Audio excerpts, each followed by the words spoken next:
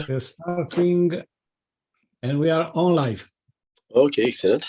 Okay, hello. I warmly welcome you to our, in the meanwhile, 34th webinar by the Academy of Space Renaissance International. My name is Sabine Heinz, and I'm the person responsible for our webinar series and one of the vice presidents of Space Renaissance International and also responsible for our art chapter. Oh, I have to mute YouTube, sorry. On this 6th of February, I'm really delighted that you have come to join us. We have people watching from San Diego, California, from Qatar, and I'm really, really happy that I could win our today's special guest. It's Jacob Mulder, Minister of Manufacturing at Asgardia, the space nation. And he will speak today about humanity expanding to space. Hello, Jacob. Hello. I warmly welcome you, and I'm really happy that you are here and talking to us. I also would like to welcome Bernard Foying, our president. Hello, Bernard. Hello, welcome from Space Renaissance International. So it's a pleasure to be with you with this monthly and also for listening today for this issue of humanity expanding to space. We had the opportunity actually to listen to Jacob Mulder during the Space Renaissance International festival that we had in Berlin that was hosted by Sabine. And clearly it's very interesting to see how we go beyond our challenges, how we bring all humanity to space with all the dimensions, the science, the technology, the business, the governance, and also how we are going even to live off the land when we are on the moon or exploit resources, go towards manufacturing.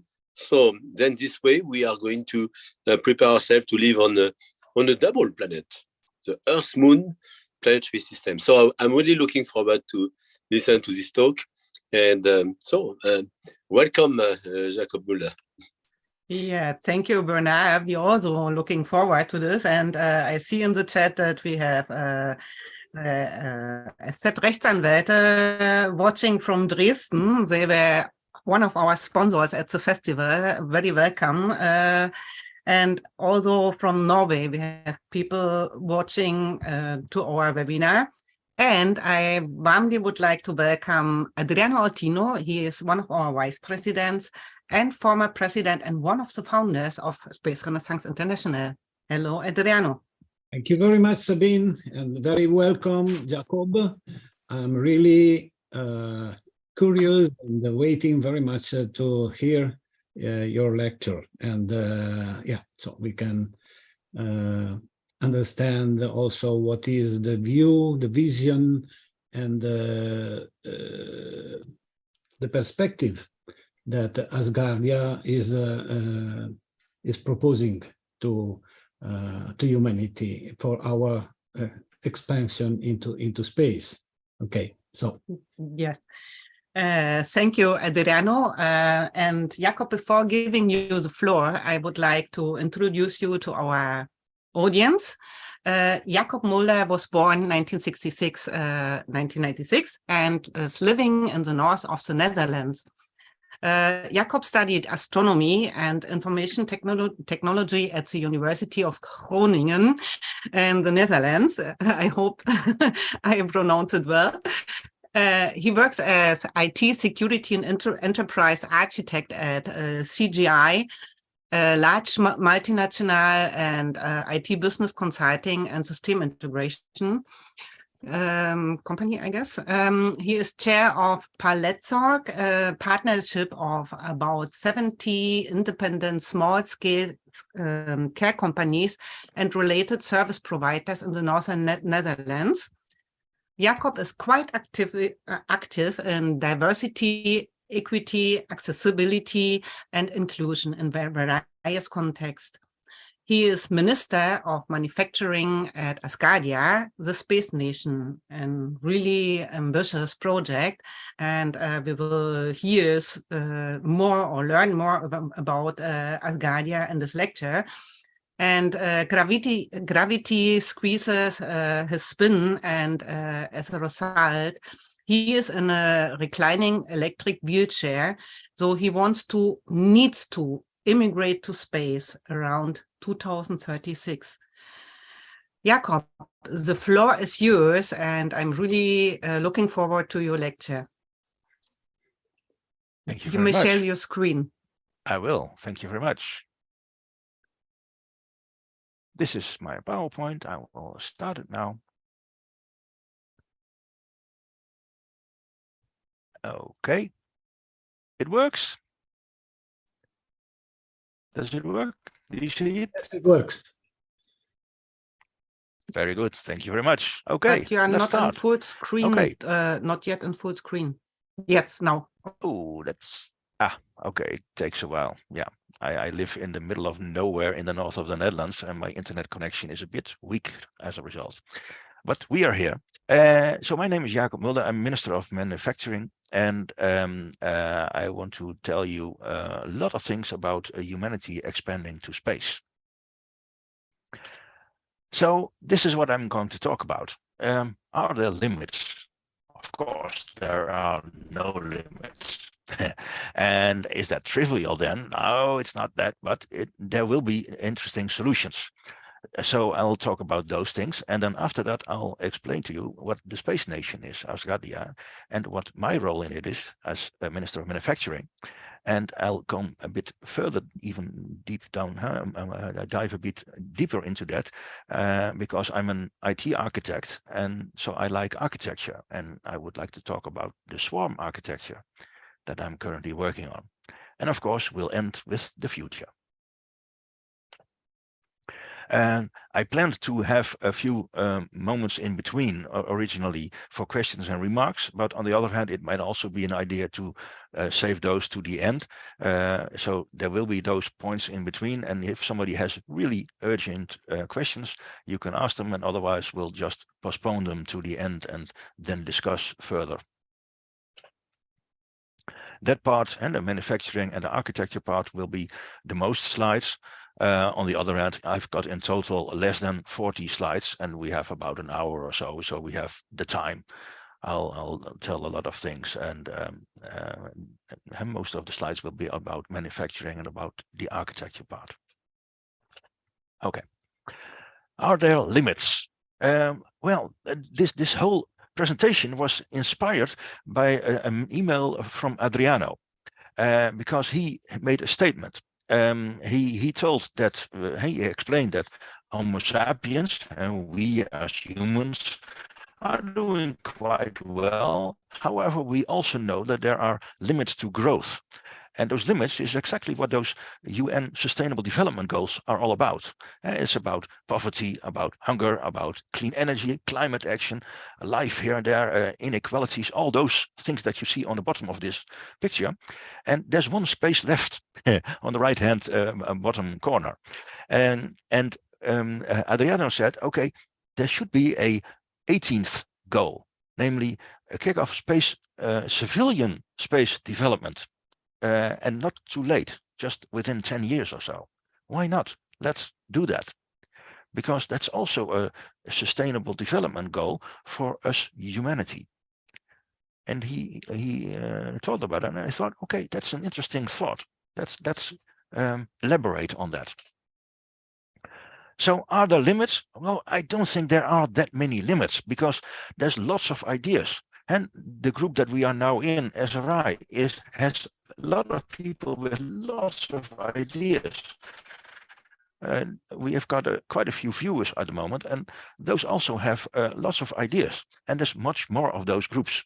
I'm a member of like 6 of them or so, but there's many more, and I just can't become a member of more of those groups because I just don't have the time for that. So, but there's lots of ideas, and it also last like 10, 15 years or so, it has become significantly cheaper to get something into space. You can get a small satellite in space for like 30,000 euros or so, including the flight, everything. So it is really easier to come in space, and we even have tourists in space. So even for humans, it is becoming easier. So effectively, the sky is no limit. if you look at it like that. So we all want this. We want Star Trek. We want space. We want to live there. We want lots of like in a thing like this. We want like a few thousand people working, living in space and so on. I want to do that. I want to go there. You also want to go there, because otherwise you wouldn't be watching. These are nice pictures. We like those things. Yeah. However, it is not that trivial to go there, of course. You have to do a lot. Like until 15 years ago, we only had nation-supported organizations like NASA, ESA, and Roscosmos, and the Chinese, and everybody, and the Italians. There were lots of nation-supported things, because it's usually expensive. So it's logical that there's only nations do that. But since then, since like 15 years ago, we have seen a few of those guys like Musk and Bezos and Branson and so, those guys that already have quite a lot of money. And they said, okay, let's also do that. Let's also do space, but then commercially. And that has changed the scene quite a lot, because then you are making profit. At least that's the idea. All those guys like Nanoracks and whatever, they do that. And at the end of the list is CGI. That's the company where I work for. I'm a security and enterprise architect at CGI, which is a very large IT company, like 90,000 people or so. And CGI also does quite a few things in space. So there's a lot of companies already that seriously make profits in space. That's interesting, because if you have a profit, then you have things happening. Because there is profit to be made, then things are really happening. And there's really competition, so things become better. There's progress, there's improvement, there is quality improvement, and so on. Because you don't have to do it as cheaply as possible, like NASA does and so on. But you can also say, okay, no, I want to have something that really works, and I just spend a lot of time and money on that, and eventually make a profit. That works. However, we do the same thing at Earth, and there we see that profit also leads to pollution, to exhaustion of nature, of resources, to inequality between people. Profit is not always that good. So we should not only focus on that, but we should also focus. Oh, I'm seeing that my internet connection has become a bit worse. Let me stop my video. We've tried that and it works. So maybe it's a bit better now. Can you still follow me? Yes, very good. Very good. Yeah, very good. Okay. So so it's good that we not only look at it in a commercial way, because that's a bit on the other side again, and you could also, but we should look at us whole as a humanity. We should look at space exploration also from a scientific point of view. We should also look at education. We should look at nutrition, about financing things, about communication, about art. Why not? Because art is also important. It's all part of our humanity. So what we need is economics, business, of course, because that's how we make profits, that's how we make money, but also the power of collaboration. Because when we do collaboration, then we can come further. And when we work together, then it really progresses. And that is the power of humanity, combining all those things. That makes us humans.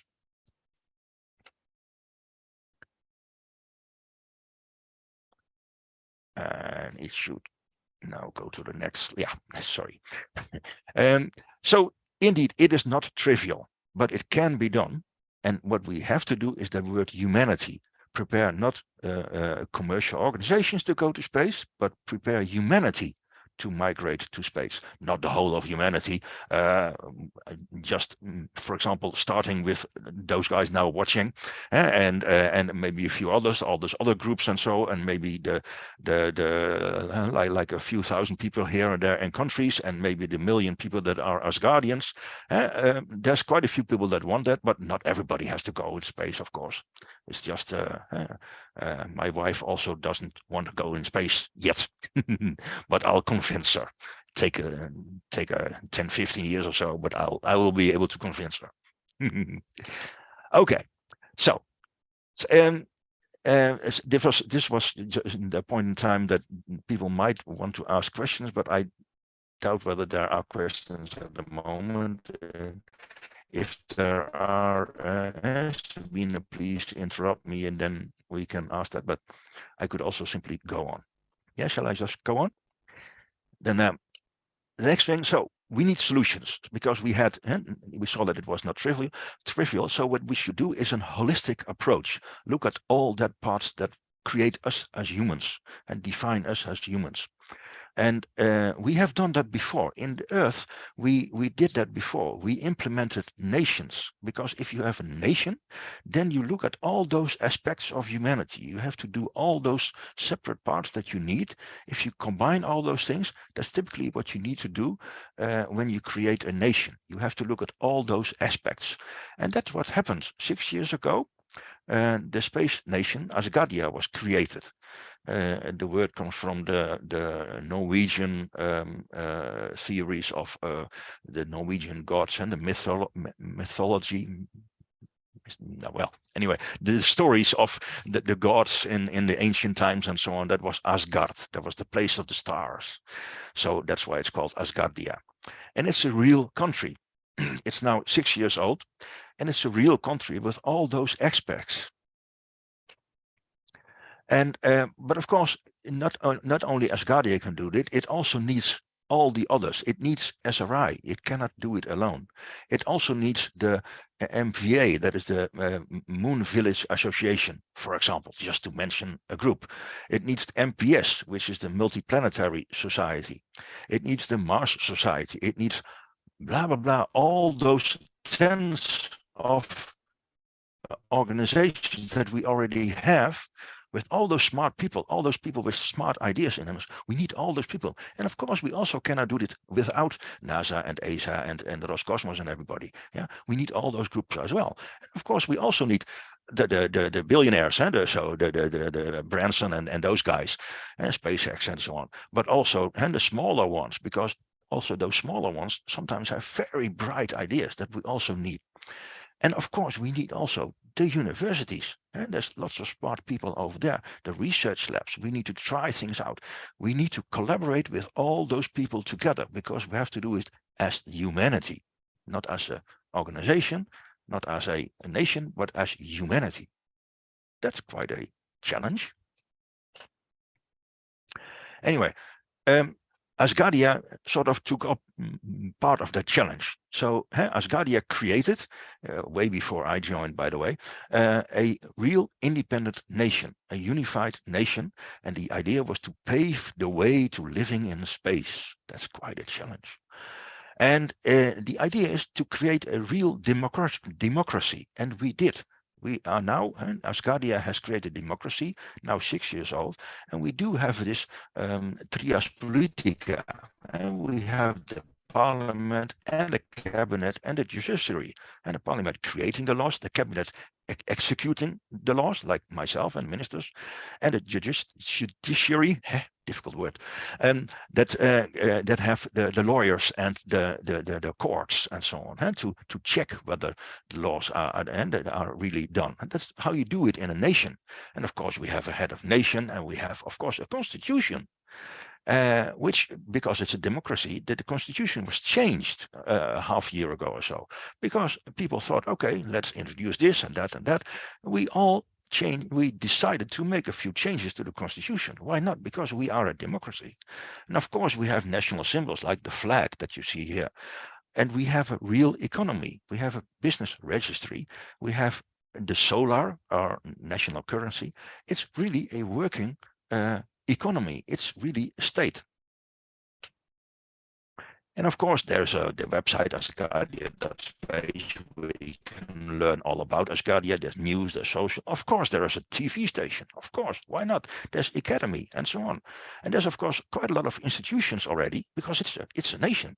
So we have this business registry where you can register your business and you can start making a profit. You need to do that in the nation. There's a university, there's a training institute, there's a security office, of course, there's a research, there's blah, blah, the Institute for Assisted Reproductive Technology in Space. Oh dear, that is an interesting one. I'll talk about that later. And there's, of course, the Institute of Standards, because that's also a thing that you need when you want to collaborate worldwide. Then you need standards. Lots of residents, and those are people that really have a passport, like myself. And it's not yet an official passport, by the way, because if you want to have an official passport, then you also have to be recognized by the United Nations, and we're almost there, but not yet. So I have got a passport, but I cannot use it yet on the border of the Netherlands, for example, where I live, and to go to Germany or whatever. Not yet, but soon. We are very optimistic about that. And of course, we have representatives like mayors, like that in a city representative or a regional or a country representative of Asgardia all over the place being the earth. There's people all over the place. And of course, we are, because it's a nation, there is 12 ministries, like a Ministry of Science, a Ministry of Finance, and so on, youth and education, justice, and at the end, there's the manufacturing, and that's my ministry. That's what I'm a minister of. And there's culture, and there's and the minister of culture is Cheryl Gallagher. And some time ago, Cheryl and myself presented as at an earlier SRI meeting. And so you might even know Cheryl. She's of culture, and she's also an artist. She makes very nice art. Anyway, what are we doing? Well, we are facilitating, not arranging, but facilitating humanity to strive into space. It's the birth of the first human child in space. That's quite a challenge. And of course, this business registry and the legal reality in space. I think about a third of the active people in Asgardia are legal people. Because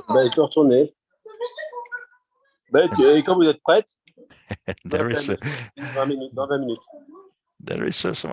It might be Adriano whose microphone is on. Pour ma tisane, parce que j'ai un peu mal à la gorge. Adriano, can you mute Bernard?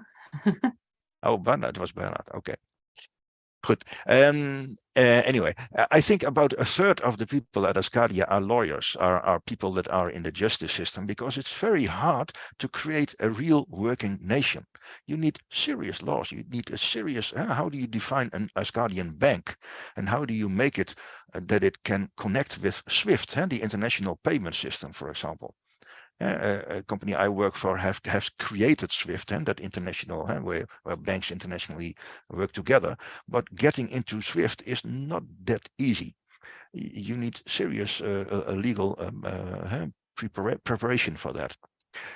Anyways, so the idea is one of the things that is in our constitution is that space exploration should be equally available for everybody. So it should not mind, we don't care what the color of your skin is, whether you like women or men or both or whatever, whether you can walk or not or so, or whether you are blind.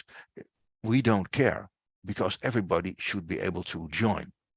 And it's even better when you are blind, then you have a special eye for other things that seeing people don't have. So I very much would like to have more blind people join, because they have special other things that they can do much better than I can.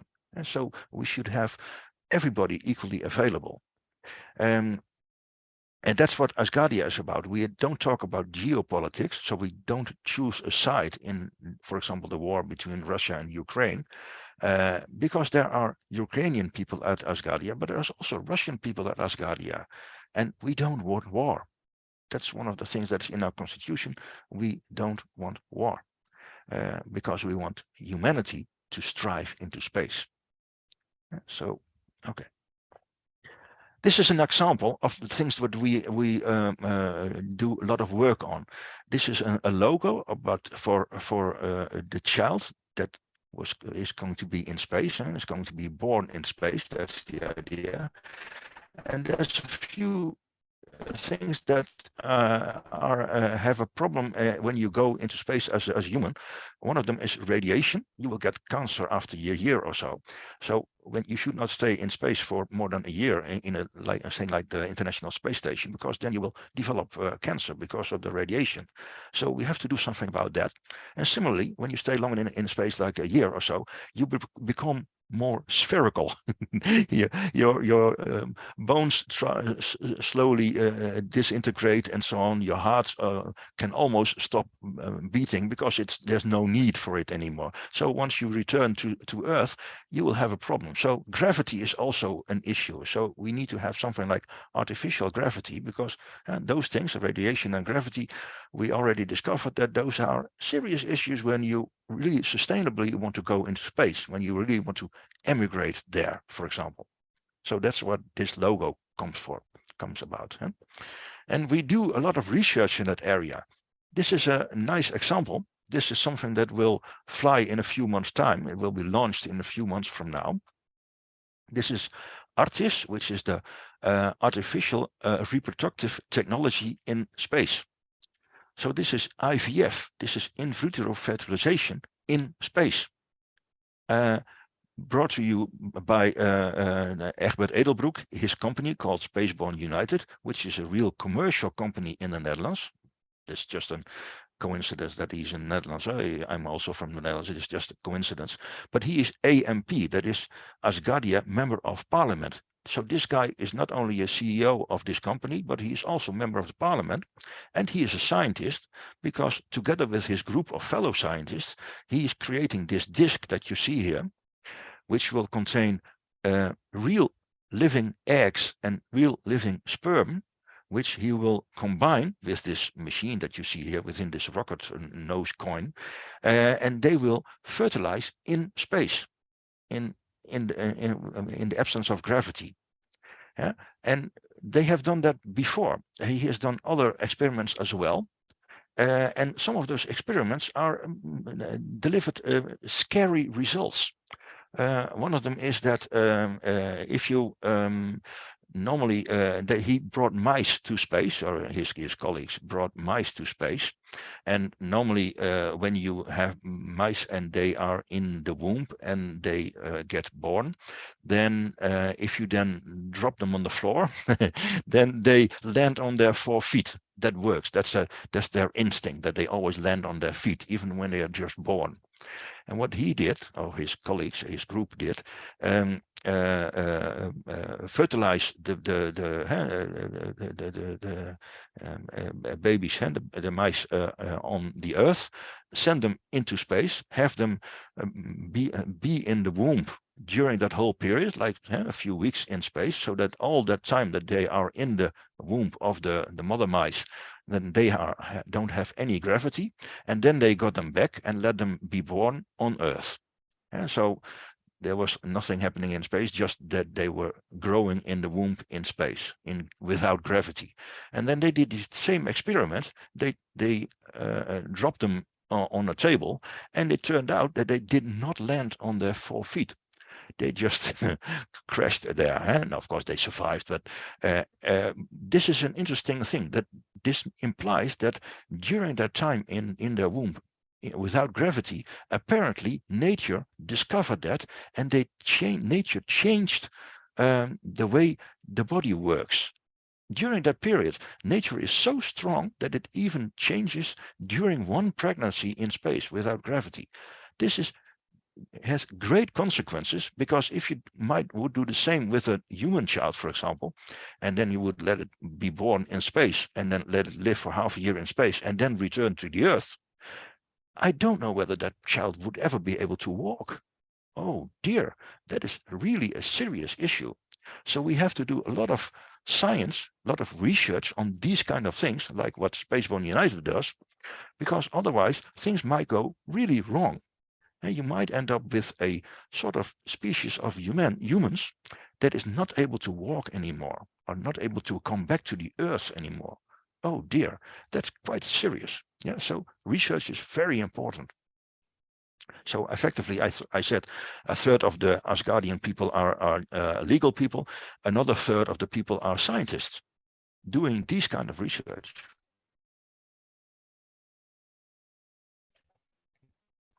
Okay, is there already a question on this, or shall I continue? I think you can continue. Yeah. Okay, very good. Then I'll continue. Okay, then I'll now go to my my specialty, not but what I'm a minister of, is on manufacturing. Because when you look at manufacturing in the space environment, in the space technology, there's lots of activity all around the world. There's governments working on it, commercial companies, universities, groups like us, SRI, groups like the Multiplanetary Society or the Moon Village Association, all of those things. And of course, there will also now be a Ministry of Manufacturing, because I'm the minister of that. And of course, there's a website and blah, blah. So what do? Well, the idea is to work towards integration.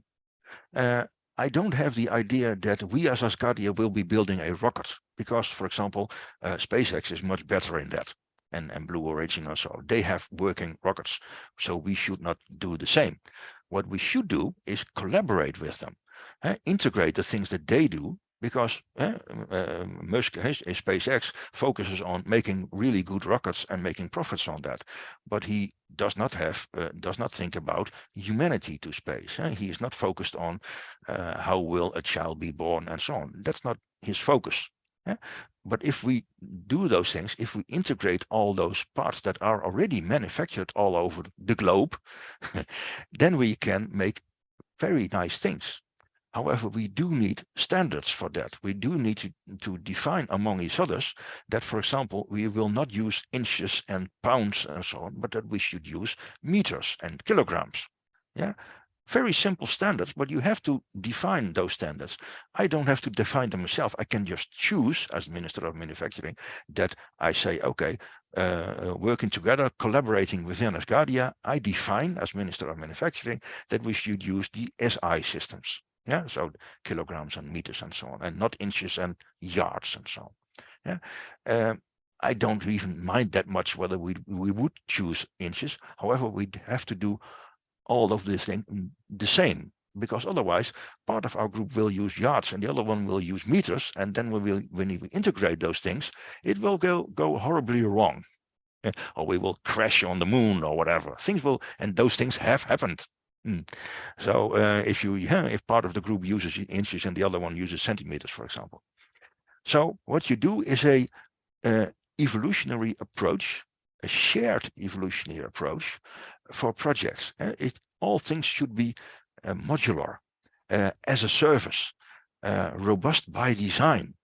You should be focused on recycling things.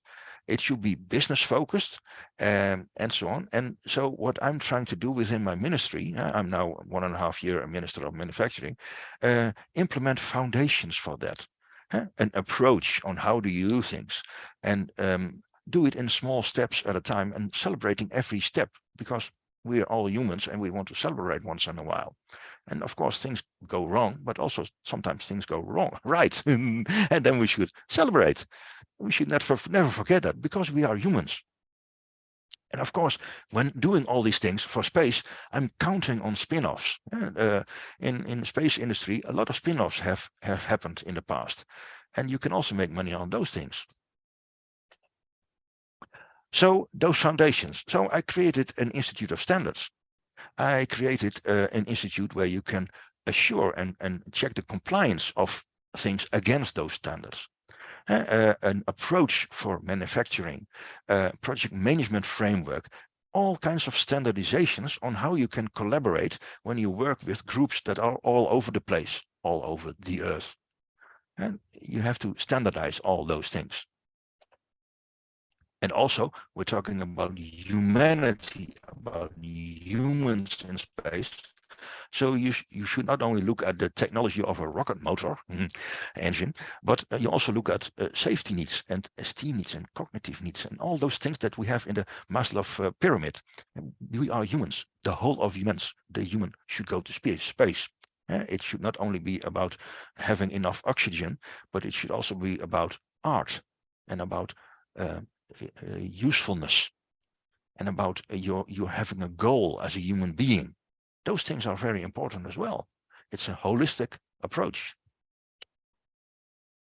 And we need a lot as humans. We are very asking a lot from nature, and fortunately Earth is giving us a lot. It's giving us gravity and things to breathe, things to eat, and so on. And we have all that, but if we want to go to space, we need a lot of things to take those things with us, or have to those things to be created over there, like energy. Energy is one of the first things that we have to create in abundance. We need lots of energy. We also need lots of energy here on Earth, and we know that now because there's shortages of energy here and there. But in energy, in space, when you have abundant energy, you can do lots of things. And it's not just, okay, let's create energy, but we also generate, balance it, store it, transform it. It's not that easy. It's not trivial, but it can be done because we do it on Earth. No problem there. And of course, we have to be circular, because we can't just simply go back to Earth and get something new or whatever. And we can't just simply throw things overboard when it's garbage, because we have to recycle it. That means also that you need autonomy here and there. You need to be self-sustaining, self-supporting. And of course, you need things like air and water and so on, but you also need economy. And you also need flora and fauna, because I want to have a steak in space. I don't want to have astronaut food. I want a real steak, and I want a pizza, and I want everything. Yeah. So, and I want to get my dog to space, and he should be able to walk in space. I want to walk my dog in space. And that's not trivial, but I do want it. Yeah. So, because all those things are about quality of life.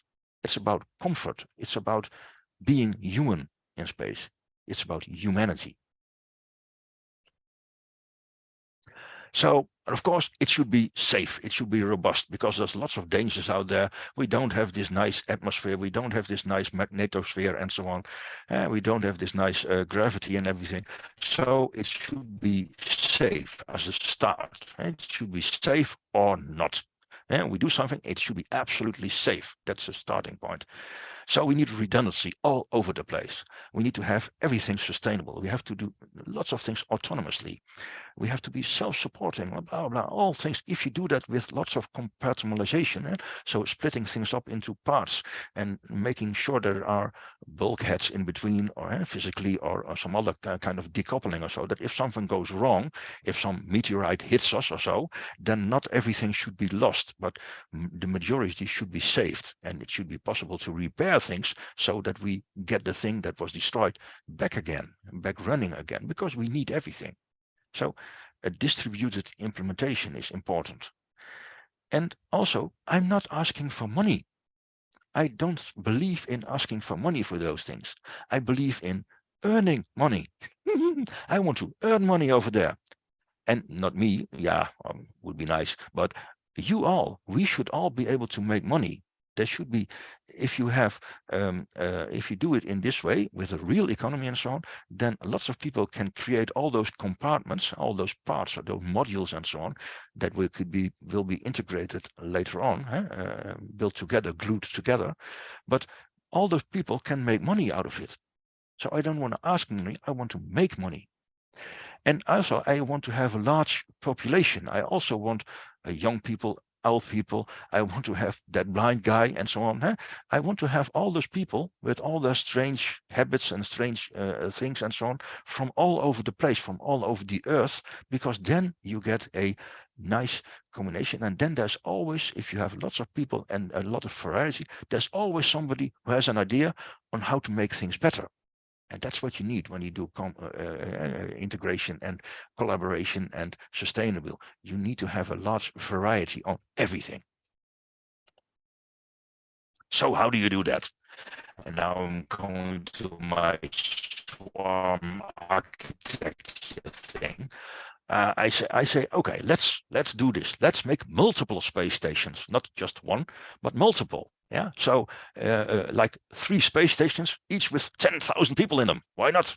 Yeah, and also a manufacturing space station. Doesn't really need gravity over there, and an energy supply station, and a commercial, and blah, blah, blah, science stations, and not only floating in space, but also on the moon, on Venus, or wherever, all over the place. And you need a swarm of things that protect us from incoming objects and other threats. You also need a swarm for doing small repairs and small modifications and so on. You also need a swarm for logistics, for transport from here to there.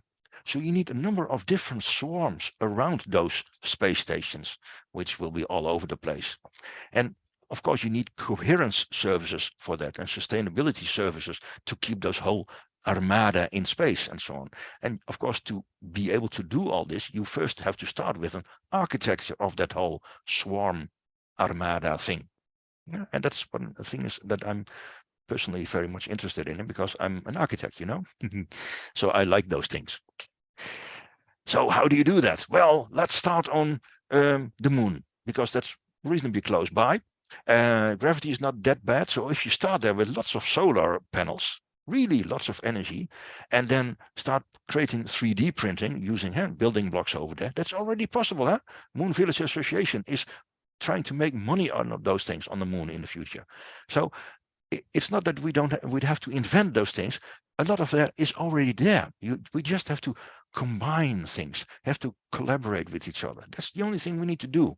Be nice to each other and work on our shared goals.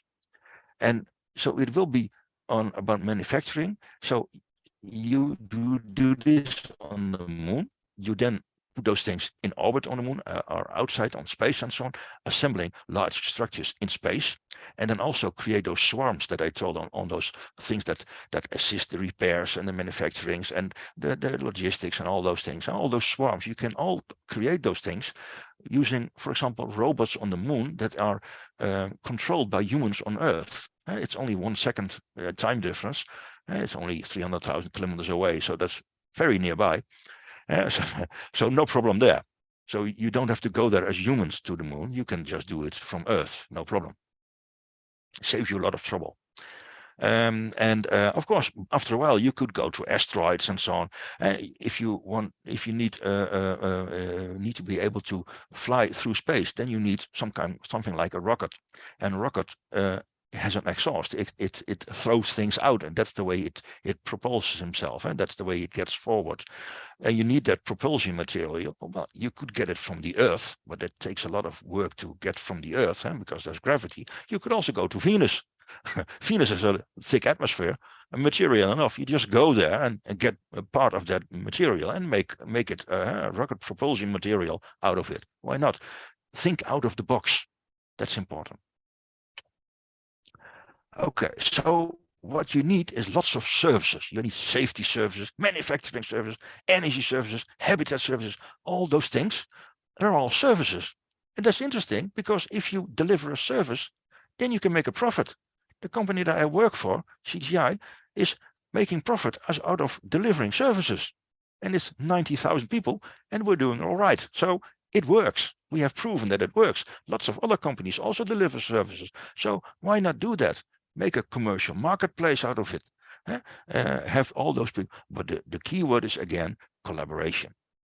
We need all those things. And as soon as we make an economy out of it, and that's what Asgardia is doing, of course, then we have a space economy on all those places, and they will automatically collaborate and so on, because they can make a profit.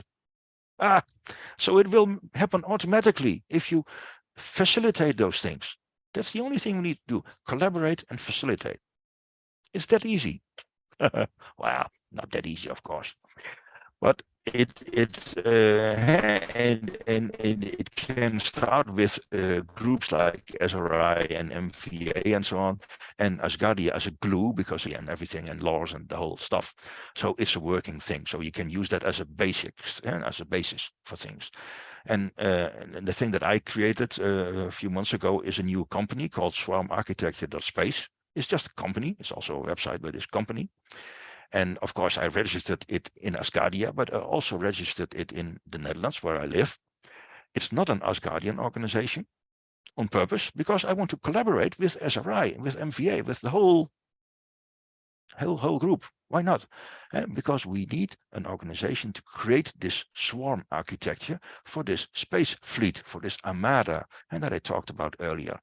And because we need such an armada to prepare humanity for sustainable living and working in space. That's again quite a thing. It's quite a serious challenge, but why not? We can do it. We are smart people, and there's lots of smart people. We just need to collaborate. Okay, almost there, just a few slides left. The future. So this is the word that I already mentioned 20,000 times, collaboration, yeah, towards integration, real co-creation. Yeah? Have everybody that knows about stuff work with you. Don't talk about them, talk with them. And do research. I've been in quite a few research projects myself, and one of the things that I always kept saying at every session that I went, we plan to fail. And that sounds a bit stupid, but planning to fail is exactly what research does. If you have an idea, you do it in at least 3 different ways, and then at least 2 of them will fail. That's how research works, doesn't it? It always fails. But if you do it 3 times at the same time, there's a chance that 1 of them will work, maybe even 2 if you're very lucky. But you plan to fail. You take failure into account, and you count on things because then you learn. And that's how science works. And that way you pave the way, and you do lots of experiments, you do pilots, you try things out. Things will break, things will explode. I don't care, because in the end we will make profit out of things. But in the end, because we failed that much, we will make a product that is really good, that we really tested, that we did really large experiments on, and it still functions. So we can make a profit out of it, and that's how it will work. But we need to do that in a holistic way, and looking at it in all those aspects that make us humans, all those humanity aspects. You need to work as one humanity in unity. That's very important. And this is why I'm doing. This is me. This is me. I'm in this wheelchair. Yeah, I have a problem with gravity. I studied astronomy. I studied IT. So my brain is still working. my body is a bit not that well. Gravity squeezes my spine. If I stand up or sit up straight or whatever, then gravity squeezes my spine, and that hurts a lot, and my legs stop working. So I have to get rid of gravity. So I thought to myself, let's immigrate to space. I said that 2 years ago in a conference somewhere with the audience being astronauts and those kind of people. I want to emigrate to space in 15 years from now. So that's 13 from now. Huh? 2 years already gone. Lots of ideas, but I only have 13 years left. And I really need to immigrate to space by then, because by then my back will have gone worse. And maybe this wheelchair, I'm getting a new one in half a year or so, which is even more sophisticated than this one. But in like 13 years from now, my back will have gotten that bad that a wheelchair might not work anymore for me. I might have to lie down, or maybe even, I don't know what will really happen, but it will get worse. So in 13 years, I really have to emigrate to space. That's quite a challenge. And you, the listeners, people viewing this, are going to help me with that. That's your challenge. Together, we will emigrate to space. Together, we will do this. I myself am very focused on that, because I have to. I admit, of course, it's a self-fulfilling prophecy, but I just keep saying it all over the place. Everywhere I go, I speak it to everybody. And up until now, everybody I talked about it and during space conferences and everybody and so on, they say, well, 15 years, it might be doable. It might be possible. Things are going so fast, and there's so much money to be made. And there's so much products already ready, and so much services already available, that it should be doable. And there's a speed of evolution going on, which is reasonably fast at the moment. We are going quite fast as humanity already, working towards space. And you, the guys, people listening now, watching this, are also interested, because otherwise you wouldn't be here. So you are interested as well. Yeah? So you can join us as well. Join SRI, join Asgardia, join those groups at the same time. Why not? Yeah, join them all. Because not all of them. That's just too much. It will take you too much time. But join 5 of them or so. Yeah, because then you know what's happening all over the place, and then you can really add something to all those groups. Because you are smart. You are looking at this, so you are smart. You have ideas. So we should do that. We realize it's not trivial. It's not easy. But we together as a group share the same dreams. Yeah, the same drive. And that's what a Chinese saying is: when you want people to make a boat, then you should not give them a plan and get them wood and give them nails and everything, but you should tell them a story, make them long for the sea. If they long for the sea, they want to be on the sea, and they will start building boats themselves. That's how things work. Chinese are very smart people. That's how things work. So it is clear. The future is clear. It can be done. It's not easy, but we are ready. We can do that with all those groups that we have, all those organizations, blah, blah, blah. And we already have this space nation with 1 million people in it, with all this work in democracy and so on. So we have no excuse. We will have to do it. We can do it. We shall do it. We will do it. We are ready for this giant leap. Humanity will expand to space. And what we then say in Asgardia, we have this phrase, we say, oh ho, what you read over there, OHOU, which is, it's our greeting. So that's my presentation, and there will be lots of questions, I guess. Thank you so much. Can you stop sharing the screen? Yeah, sure. Thank you so much for this interesting lecture. I'm thrilled by this idea. And what I really liked is that you pointed out very often that the space must be for all humankind. And the last IEC meeting in Paris was under the motto, space for all. And I think space must be for all, not only for rich people, not only for special people, it must be for everyone. And in this, I agree with you completely. And it should be like this. And I also found very interesting that you mentioned the standard. I don't know if they already have standards. Maybe Bernard knows more about this. Yeah. And because I know they work together at the International Space Station, so the spare parts must fit. And what I also liked is that you mentioned the role of humanity, and that they have also emotional needs and the quality of life, because I often saw that traveling to space or settle into space, it's often thought in rather functional terms. And but I think humans need to live. And when I was at the last Mars Society convention, I could find that they are also thinking about children, about other things, and to make life more comfortable. And my last remark I wanted to do is, you mentioned that science is planned to fail, but also art is planned to fail to get perfection. I'm an artist, and yeah, you have to fail a lot to learn and to improve. So I will take the questions from the chat first. But thank you for this interesting lecture. As really, I was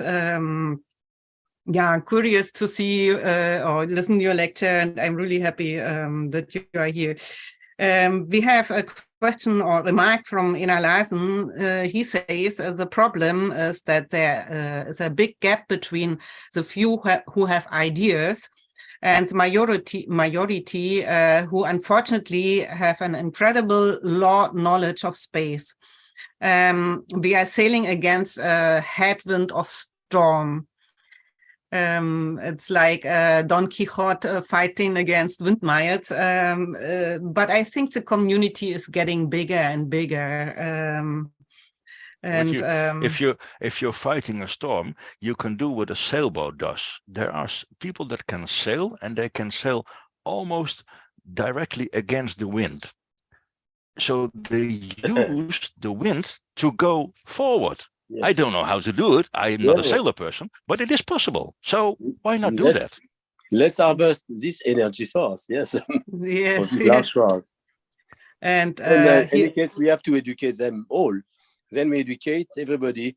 Then we are going to start to be longing for space. Yes, exactly. This is true.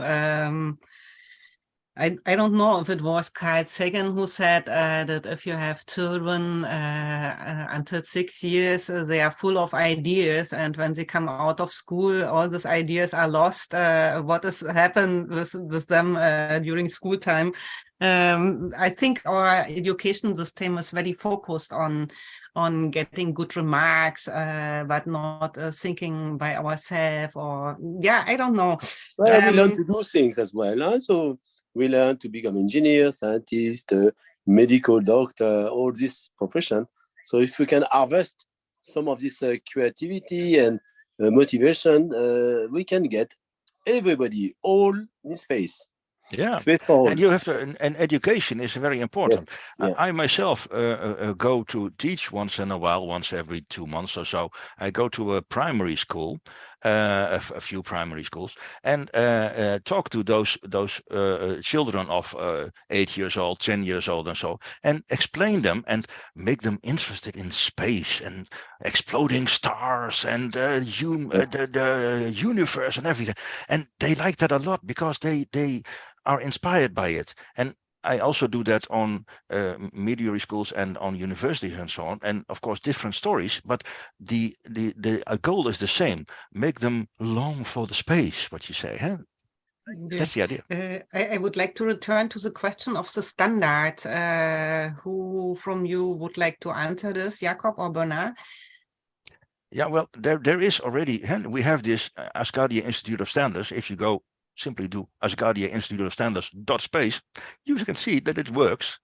It already has 6 standards in it, not that much, but it also invites you to come up with new standards. There's only a few in there yet, but the SI system is one of the nice examples. Another thing is defining what kind of language you use, what kind of way of writing to use, and so on. You need a few basic things, otherwise you will not be able to collaborate.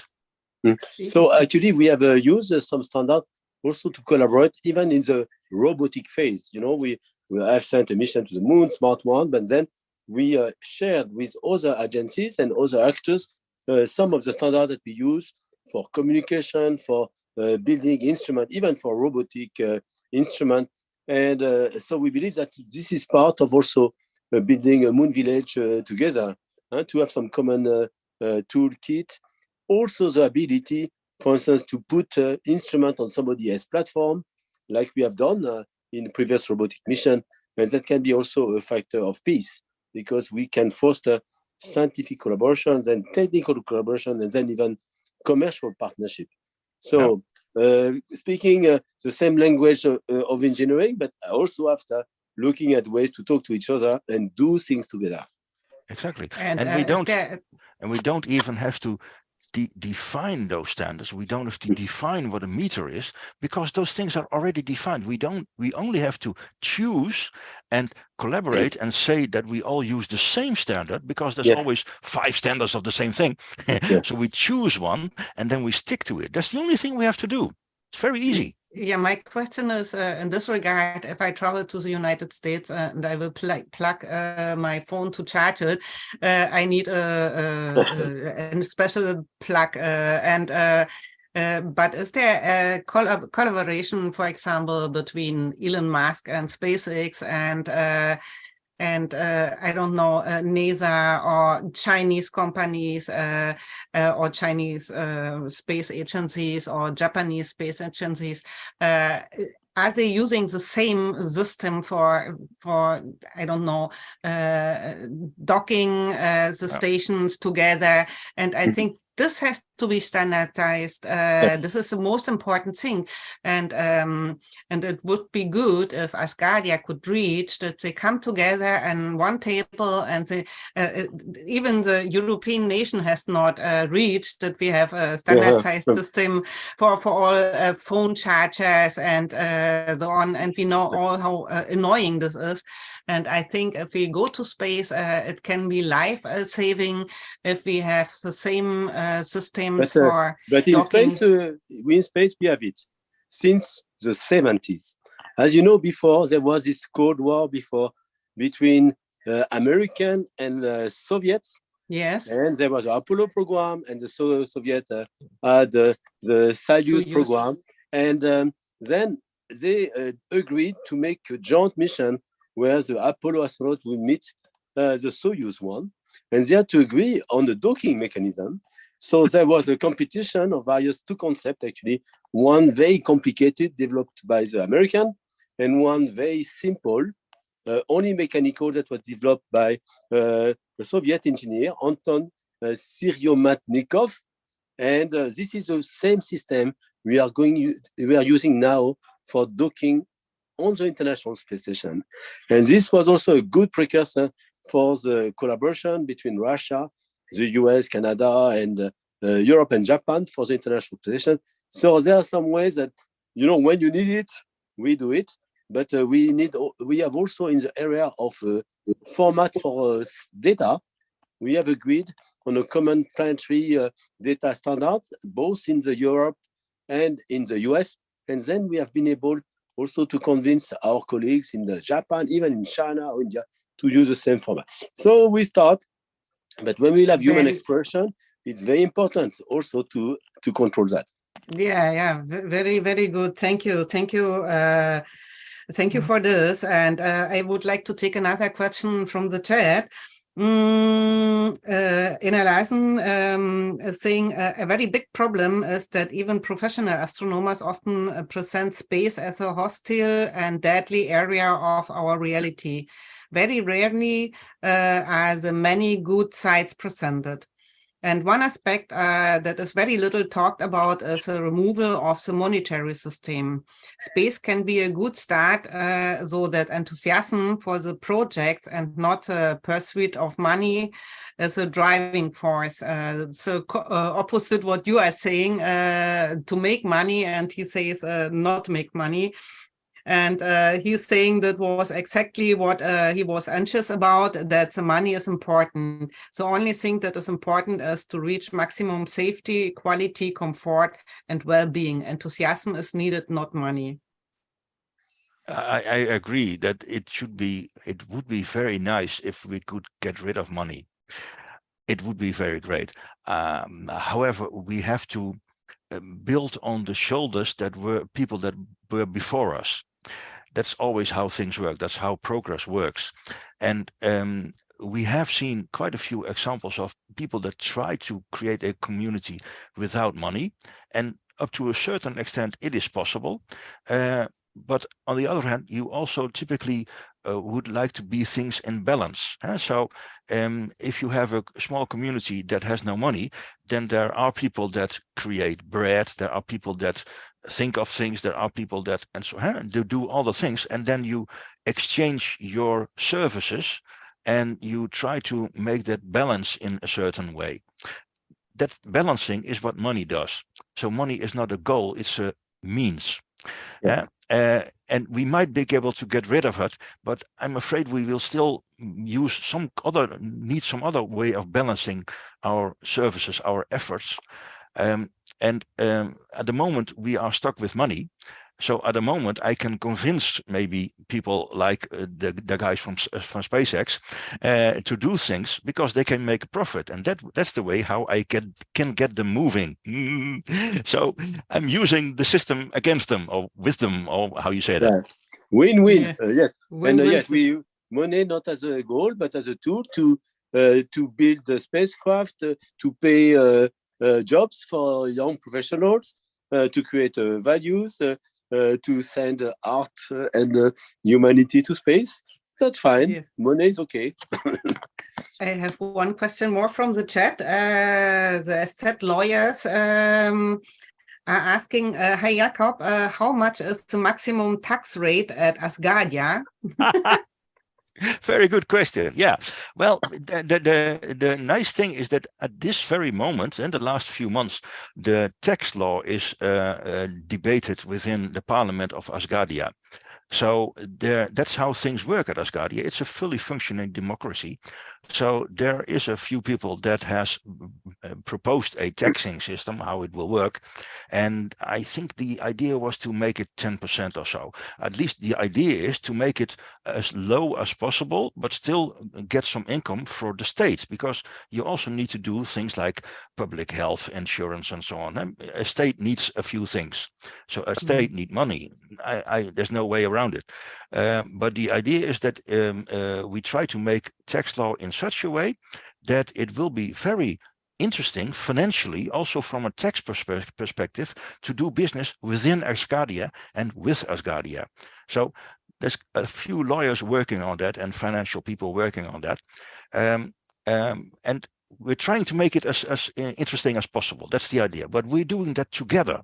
It's not a few people saying, okay, it should be 10%, or head of nation saying it should be 20% or so. No, we do it together. We create those laws together and we vote about it. And then eventually a lot of people agree with it. And that's how collaboration works. Yes, he is also doing a remark. He is saying our law firm software crash all the time if we try to import files from Cyrillic letters. The way to common standards are very long. Yeah, sure, that's true. There's always lots of failure. There's lots of trying out. And that's no problem. I mean, Asgardia is now 6 years old, and we have, for a few of those laws that we created, we had lots of, quite a few years working on a few things. And there's one of the laws, that's the Family Act. It's still not passed because it has been in the discussion for years, because it also deals with things like abortion and euthanasia and so on, which are very complex things, because there's lots of opinions all around the globe. Everybody has his opinion. On the other hand, we do realize that if a person dies in space, then we should not, what you always see in science fiction movies, put the body overboard as a burial or so. No, effectively, we should recycle. That's quite serious, but we have to think of those things. And that's what this family law is about. Lots of discussion on those aspects, but we need to discuss those things before we can go to space, because people will die. It will happen, and people will be born. Yes. And there will be handicapped people. Yeah. Before giving you Adriano, before giving you the floor, I would like to read one sentence from the chat from Ena. He's saying in an enthusiastic system, all do what they do best and like to do and share with each other. This is all. This is well proven in well-functioning families and in its circles of friends. It works perfectly fine. So, Adriano, now you can come with your question. The sentence fitted with what he was saying, so I wanted to add it. I took several notes during your speech, Jacob. That was really very good speech, and I cannot be more in agreement with you because some of your arguments are the same that we are proposing. And for instance, the 18 SDG, maybe you know that we will go having a workshop at UN in September. It will be a 3 days workshop, one organized by ACES Worldwide, by Joe Pelton, another one organized by SRI, and it will be based on the 18 SDG and other things. And the third one by the Space Safety Association, an association made by, now I don't remember the name, but is an important thing too. So I believe if you Asgardia, if you agree on the 18 SDG, we could maybe try to unify our forces to propose this thing to UNUSA, to the UN, and try to make it grow. So maybe we have to talk about that. Sure. Collaboration starts with talking. Exactly. The next weeks and months. Second thing, because I have six notes. Okay. So I think this is my opinion, but I think it is relevant. When we talk about space activities, we should take care of the differences between some words. For instance, I think the most important difference is between exploration and expansion, because these two words determine the strategies. So all the world is still thinking in terms of exploration, and it is starting to think about exploiting the space resources on Earth. So we know that if we think about expansion, we are talking about expansion, we should think in another way. Expansion, but you are thinking, because when you talk about radiation and gravity, the space arc point, this is the very important thing that change the strategy. Exploration doesn't need very much care, very big care about radiation and gravity. Yes, if we want to go to Mars, of course, yes, because it is 1.5 year travel. Therefore, it is important also for exploration, not only for settlement. But if we think about settlement, this is the fundamental thing, because reproduction, because all the things you said in your speech. So this is very important. And this is another point where I see that we can really collaborate. And exploration and expansion means a full change of paradigm. So we will always have to explore space. Of course, when we will settle on the cislunar region, we still have to explore Mars and beyond. When we will settle around Mars, we will have to explore to Jupiter and so on. So exploration is a constant thing that we have to take care. But now what is our duty, the SRI and Asgardia and MVA, etc., to make people to enter in another dimension, that is the expansion of civilization, the civilian space development. So it's very important when we talk to choose the right wording. So this is my concern, that I always see that people that are definitely on the side of expansion and of settlement still talk about exploration. It's not your case, but it's just because in a certain. It's not true, Adriano. I mean, 30 years ago, we always talked exploration and utilization of space.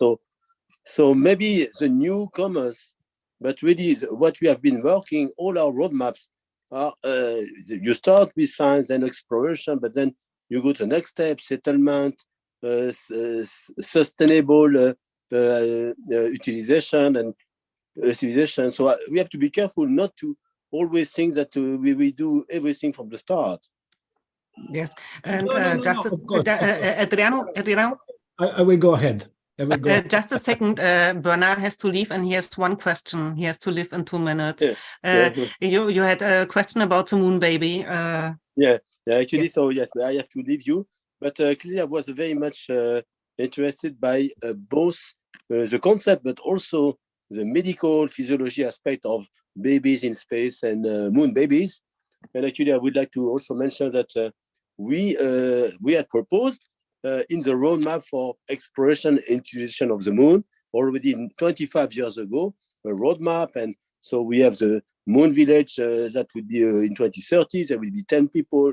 After, there will be 100 in 2030. By the way, In the meantime, in 2035, I hope to meet you in space, Jacob. And then after, I will plan to retire on the moon.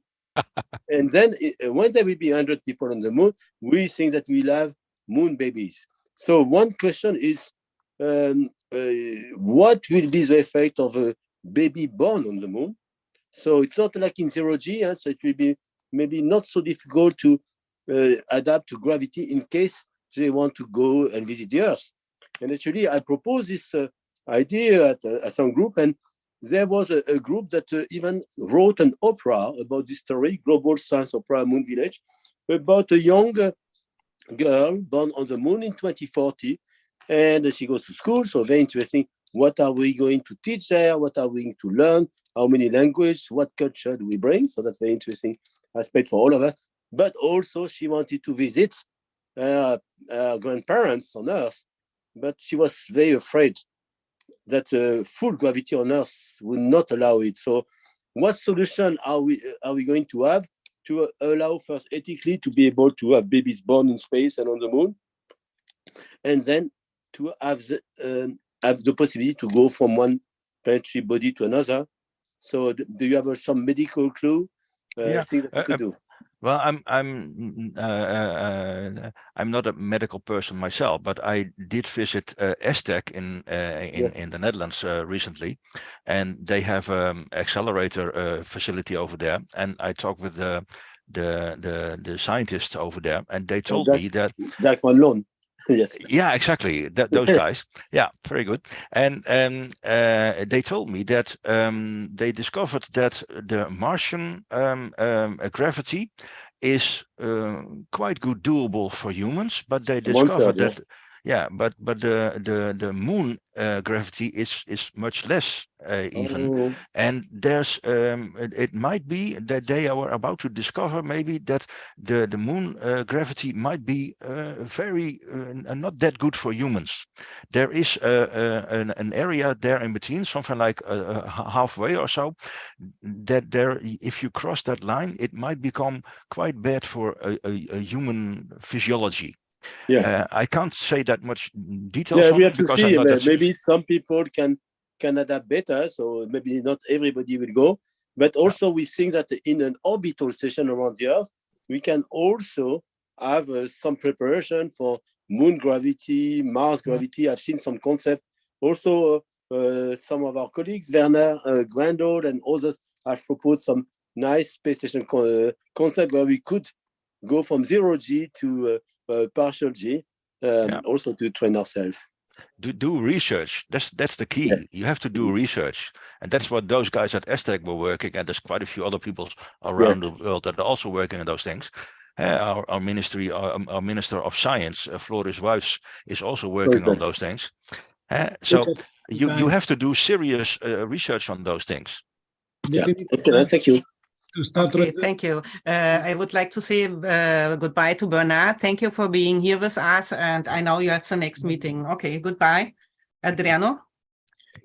Yes, no, of course, the solution will be, in my opinion, to work on the moon and live on rotating structures. Then we can have simulated gravity, and we can avoid the problems of low gravity and so on. The same we can do around Mars and so on. We have to work on Mars for sure, but we can live around in artificial infrastructures.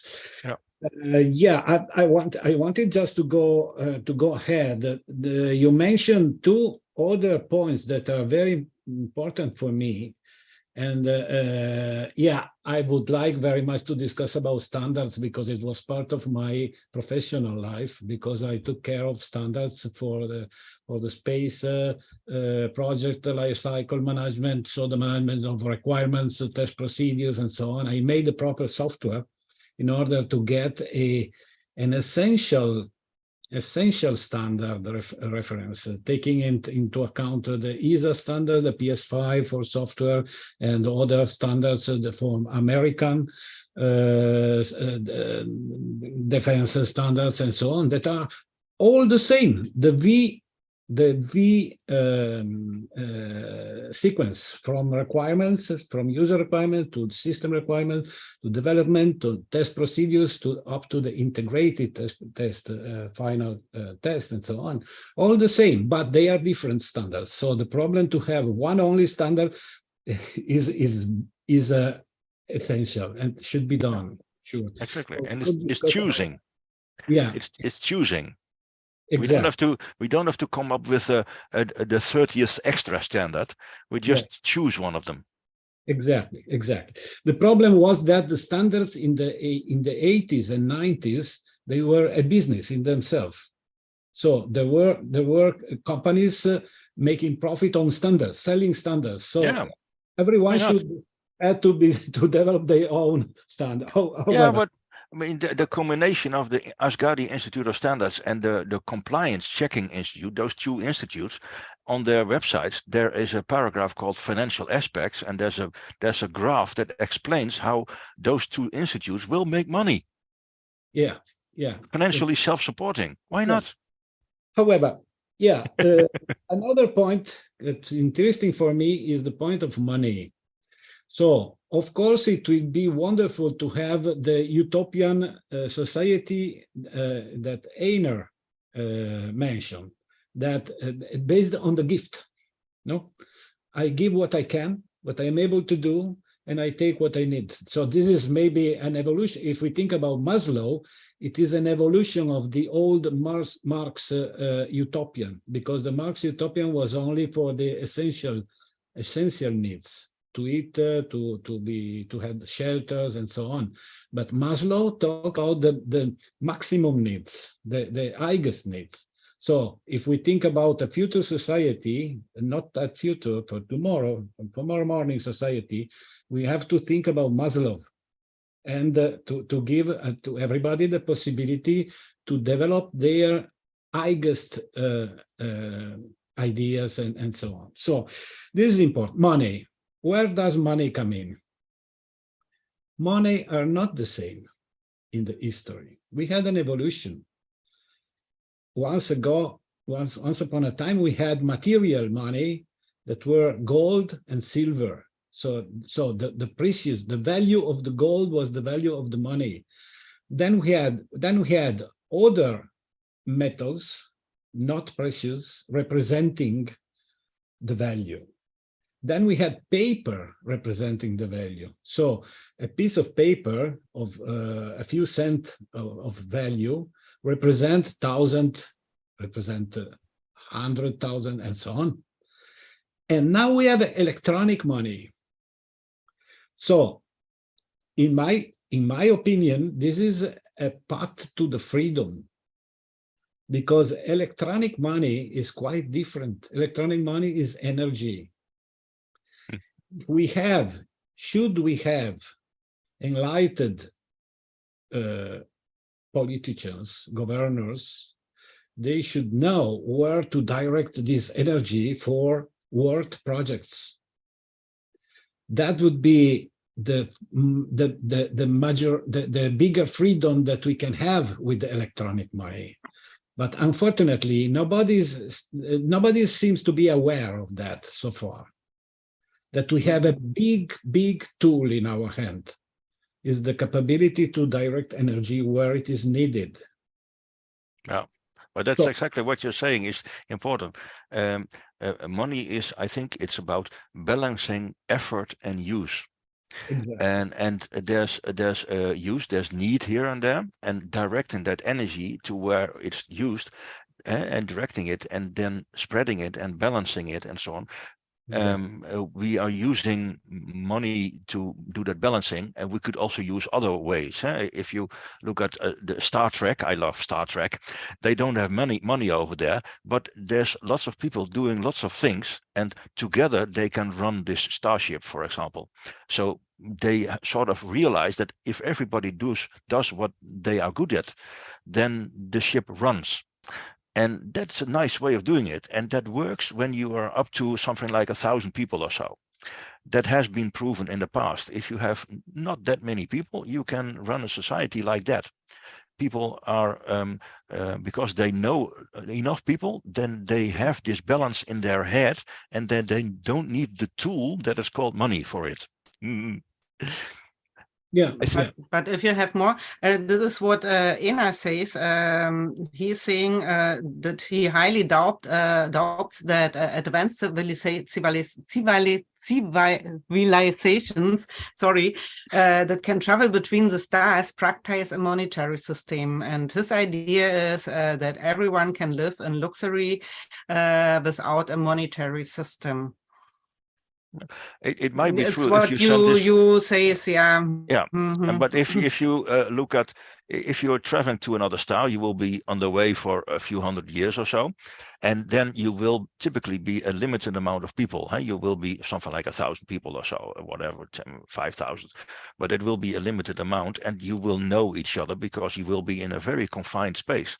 But when you're looking at this swarm architecture that I spoke about, then I'm thinking of multiple locations, each with 10, 15,000 people in them.